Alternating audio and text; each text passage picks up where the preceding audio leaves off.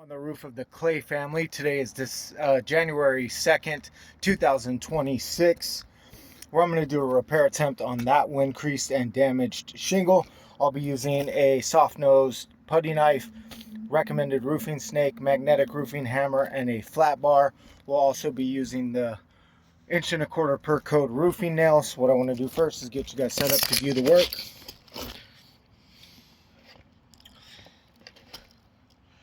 That should give everybody a good viewpoint.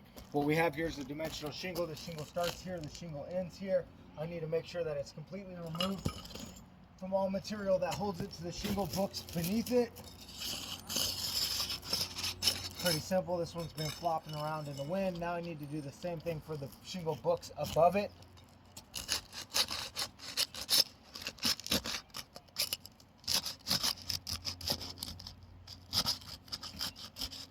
You can just see the granules just falling off of the books above it. Granule loss is a big deal in repairability.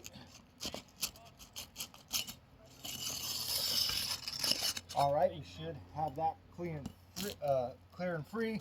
Now I'm going to remove the shingle from the decking. What we're going to do is we're going to start on one side.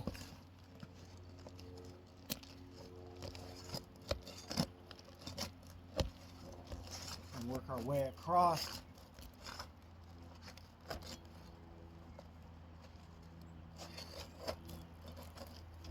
Just got to do this slowly and carefully. Alright, we have the first row in our nail strip removed. Now we're going to work our way across the back side, doing the same thing.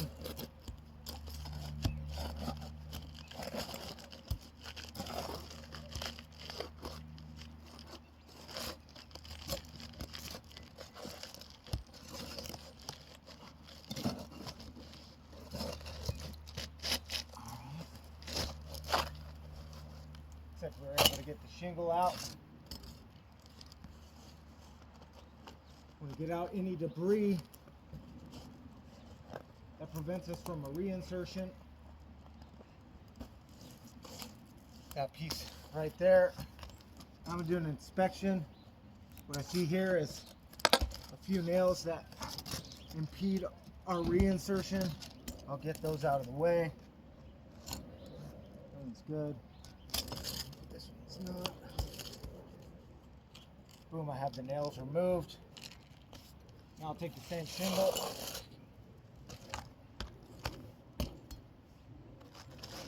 Get a good lineup.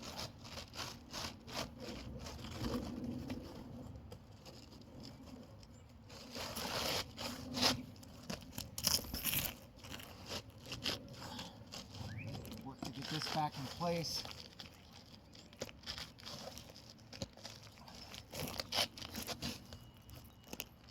Looks like we are back in place now. Now I'll take my recommended roofing snake. The reason why we use the roofing snake is so we don't have to lift these two books more than necessary to get an appropriate nail strike. So what I'm going to want to do is start on the very end over here. We'll go right here. Make sure we're in the nail strip. Straight. We are.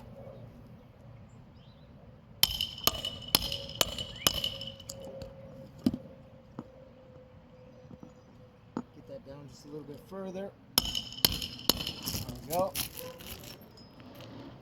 I'll go right here in the middle.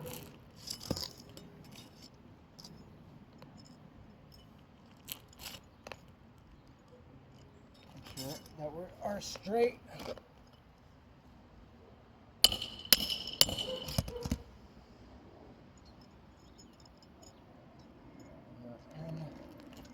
And we'll go right here on the very end. Make sure we're straight.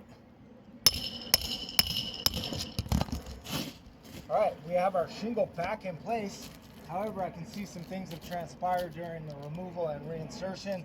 Specifically, I noticed that this tooth has become delaminated. See, this one has held its integrity. This one is completely delaminated. This one is completely delaminated as well. We see about 75% of this one. It's only hanging on by the corner. And this small tooth right here is also delaminated. The reason why the delaminated teeth are a problem in repairability, books are built in two parts. You have the bottom layer and the top layer. When these teeth become delaminated, the top layer separates from the bottom layer, and eventually this shingle will disintegrate into two pieces. So by removing this shingle, it has created damage on these two shingles. To replace these two shingles, it would most likely cause the same effect on the shingle books above it. I'd be chasing this through the entirety of the roof and deem this roof irreparable.